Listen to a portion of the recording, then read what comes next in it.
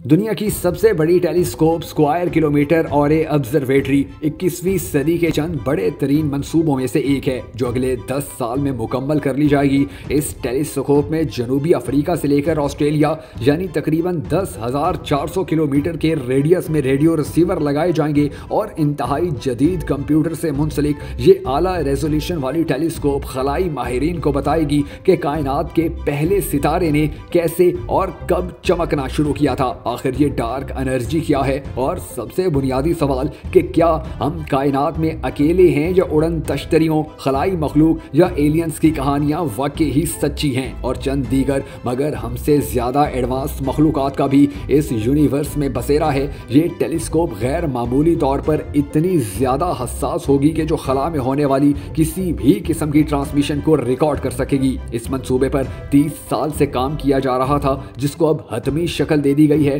इस टेलीस्कोप का हेडक्वार्टर बर्तानिया में वाक़ है। ये टेलीस्कोप जनूबी अफ्रीका के शुमाली हिस्से में एक दूर और गैर आबाद इलाके कारू और मगरबी ऑस्ट्रेलिया के मर्चीसन में कायम की जाएगी। इसमें एक ऐसा हसास हसार बनाया जाएगा जो सैकड़ों हजार मुरब्बा मील पर मुहित होगा। ये निज़ाम 50 मेगाहर्ट्ज़ से लेकर 25 गीगाहर्ट्ज़ की फ्रिक्वेंसी पर काम करेगा और ये टेलीस्कोप जो गैर मामूली तौर पर हसास बनाई जाएगी बहुत हल्की ताकत वाले सिग्नल भी पकड़ सकेगी। और इसकी ताकत का अंदाजा आप इस बात से भी लगा लें कि ये वो सिग्नल्स भी पकड़ लेगी जो जमीन से अरबों नूरी साल पर वाक़ई कहकशाओं से आ रही होंगे, जिनमें वो सिग्नल भी शामिल हैं जो बिग बैंग या निज़ाम शमसी के वजूद में आने के चंद 100 करोड़ साल बाद पैदा हुए। इस स्कोप की सरबराह ने कहा है कि हम एक ऐसे दौर में दाखिल हो रहे हैं जहां एक देव हैकल टेलीस्कोप इस कायनात के राजों को समझने की कोशिश करेगी और आने वाली नस्लें जल्द ही इस कायनात की दीगर मखलूकात से राब्तों में होंगी। इस स्कोप के मुआहदे में ऑस्ट्रेलिया के बाद